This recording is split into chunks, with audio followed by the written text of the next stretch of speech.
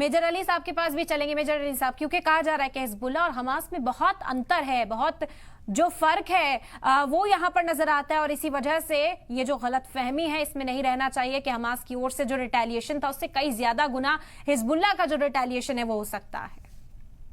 जी, आपने दुरुस्त फरमाया।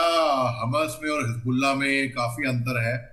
देखिए, इनके लड़ाके टेक्निक्स, इनके टैक्टिक्स में भी फर्क है, इनकी आइडियोलॉजी भी, हालांकि ये लोग कहेंगे कि एक ही होगी, लेकिन एक ही नहीं है, इनकी काफी फर्क है। हमास जो है वो एक सुन्नी डोमिनेंट ऑर्गेनाइजेशन है, और हिजबुल्लाह जो है वो एक शिया है। यानी कि ये जैसे कि ईरान में शिया बहुत है, ईरान में शिया बैक, ईरान भी इसको बैक करती है। अब मैं हम हसन नसरुल्लाह की बात कर लें, जो कि आज की खबर में आया कि इनका खात्मा किया है इसराइल ने। ये एक शिया खानदान में पैदा हुए थे 1960 में, 1960 में। फिर इन्होंने टायर एक जगह है लेबनान में, वहां से अपनी पढ़ाई करी। उसके बाद फिर अमल मूवमेंट में ये ज्वाइन हुए, और जो कि फिर एक शिया सेमिनरी, एक बलबेक एक और जगह है लेबनान में। बाद में इन्होंने पढ़ाया अमल स्कूल में। नसरुल्लाह ने फिर एक हिजबुल्लाह ज्वाइन करी, जो कि 1982 में इजरायली इन्वेजन इनटू लेबनान को फाइट करने के लिए बनाई गई थी ऑर्गेनाइजेशन। मेजर मोहम्मद अली शाह साहब का रुख भी करना चाहेंगे, क्योंकि जिस तरह से आपने कहा कि मौक़िफ़ जो है तमाम ममालिक का वो यही रहने वाला है, चाहे कितनी भी मीटिंग्स कर ली जाए। हमने ईरान को देखा कि ईरान जरूर जाहिराना रुख अख्तियार करता हुआ नजर आया है। ईरान की ओर से बयान भी जारी कर दिया गया मेजर मोहम्मद अली शाह साहब की। अंत में जो जीत है वो ज़ाहिरी तौर पर हिजबुल्लाह की ही होने वाली है। इसका खासा तौर पर मतलब यही निकाला जा रहा है कि आगे भी ईरान का इसी तरह से सपोर्ट रहेगा। अब सबकी निगाहें इस पर टिकी हैं कि जो प्रॉक्सी वॉर ईरान की ओर से लड़ी जा रही थी यही होगी, या एक कदम आगे बढ़कर ईरान कुछ और जो प्लानिंग है, कुछ और जो स्ट्रैटेजी है वो अब उस पर इंप्लीमेंट अब करता हुआ नजर आएगा।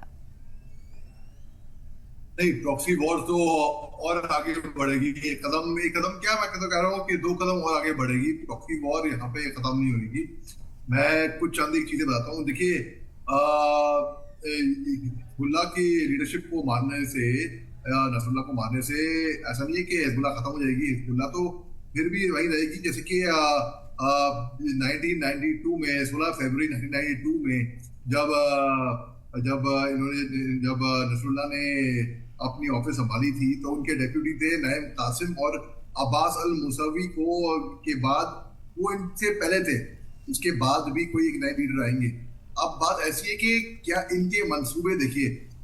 आप देखिए, 31 अगस्त 1960 से आपको बताता इनकी पैदाइश हुई, और टायर में इनकी पढ़ाई हुई, और उसके बाद फिर इनका जो पॉलिटिकल पार्टी हिजबुल्लाह जो है वो उसकी पॉलिटिकल विंग भी आ गई है। और अमल 1978 से 1982 तक अमल इनकी पॉलिटिकल एफिलिएशन रही। ये 10 बच्चों में से, 10 भाई बहन में से 9 पैदा हुए हैं। इनके खुद के 5 बच्चे। इनकी भाई का नाम फातिमा यासीन है।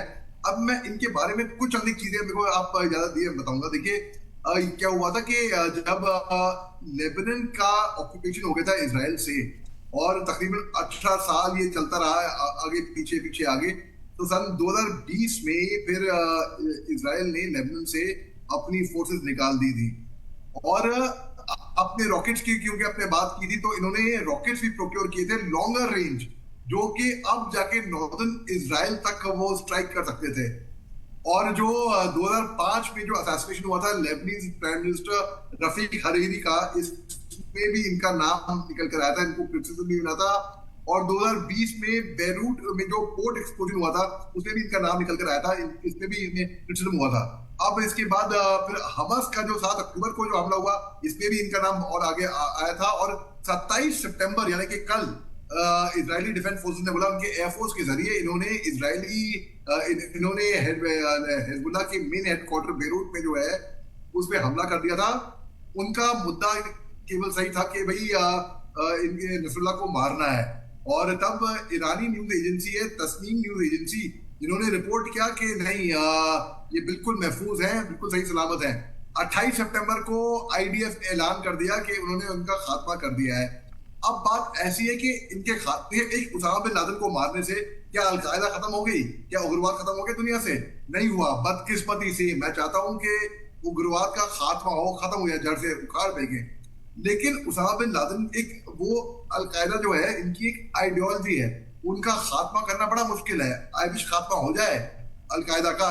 वैसे ही देखिए, चाहे हिजबुल्लाह हो चाहे हमास हो, ये पूरी एक आइडियोलॉजी है। ठीक ये है। एक और इसीलिए कहा जाता है कि है। नेतन्याहू चाहे ऑपरेशंस लगातार जारी रखें, लेकिन जो हदफ है उनका कि ये खात्मा हो जाएगा, सिक्योरिटी का हवाला देते रहते हैं, लेकिन असल में क्या मकसद है उसके पीछे, ये भी बड़े सवाल उठते हैं। ये कहा जा रहा था कि जो गाजा की जंग है वो आखिरी पड़ाव में है, लेकिन अब इस तरह के हमलों के बाद, हसन नसरुल्लाह की मौत की खबर के बाद, और कितने दूर होते हुए अब उससे नजर आ रहे हैं।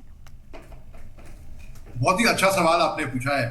देखिए, नसरुल्लाह का खात्मा जब इजराइल ने किया, तो इससे पहले क्या ये पहले लीडर थे? नहीं, इनसे पहले भी लीडर थे। अब अगले क्या यहाँ पे हिजबुल्लाह खत्म हो जाएगी? नहीं खत्म होगी। क्या इनके अलग अगले लीडर आएंगे? जी हाँ, अगले लीडर आएंगे। मैं दो चंद एक बातें बताना चाहूंगा कि नसरुल्लाह के जो वालिद साहब थे, इनके जो फादर थे अब्दुल करीम नसरुल्लाह, इनका बेजूर एक जगह है लेबनान में, वहां पे पैदाइश हुई थी, जबल एमएल में के करीब में, वो कि जबल एमएल के डिस्ट्रिक्ट में पड़ता है। जो टायर एक जगह है, मशहूर सी जगह, उसके करीब में वो एक सब्जी और फल बेचा करते थे। हालांकि नसरुल्लाह का जो परिवार था वो रिलीजियस नहीं था, वो मजहबी नहीं था, लेकिन इनको थियोलॉजिकल स्टडीज में बहुत ही रुचि थी। फिर 1975 में, क्योंकि मैं बता चुका हूँ आपको 1960 में इनकी पैदाइश हुई, 1975 में जब लेबनीज वॉर हुआ था, तब पूरी इनकी फैमिली, पूरी इंक्लूडिंग नसरुल्लाह, जो कि केवल 15 साल के थे उस टाइम पे, वो मूव कर गए अपने एंसेस्ट्रल होम बसरुल्लाह से। फिर नसरुल्लाह ने कंप्लीट की अपनी secondary education public school terror में। उसके बाद ब्रीफली इन्होंने ज्वाइन किया अमल मूवमेंट, जो कि मैं आपको बताया 82 तक से 1978 से 82 तक था। फिर एक लेबनीज शिया पॉलिटिकल ग्रुप ज्वाइन किया। उसके बाद फिर नसरुल्लाह ने पढ़ाई करी शिया सेमिनरी, जो कि बेका वैली टाउन में है, बल्खेक में। फिर स्कूल करी, उसके बाद टीचिंग करी। फिर इराक में आए। फिर इराकी अयतुल्लाह मोहम्मद फकीर अल सदर जो है, जो इन्होंने फाउंड किया दावा मूवमेंट नजफ इराक, वो 1960s की बात बता रहा हूँ मैं आपको, ये फाउंड किया था। फिर 1976 में जब ये 16 साल के थे, एक साल के बाद, तब नसरुल्लाह ने वो इराक गए। इराक में क्या हुआ, जब सदाम हुसैन पूरे लेबनीज को एक्सपेल कर रहे थे, जितने भी शिया थे उनको एक्सपेल कर रहे थे, तब उस टाइम पे ये वहां से निकल कर आए लेबनान से। और उसके बाद बहुत बाद में इन्होंने जब ये ज्वाइन किया ये मूवमेंट, तब जाके ये ताकत पकड़ा। और ये जैसे आपको बताया कि ये रॉकेट्स भी लेकर आए थे।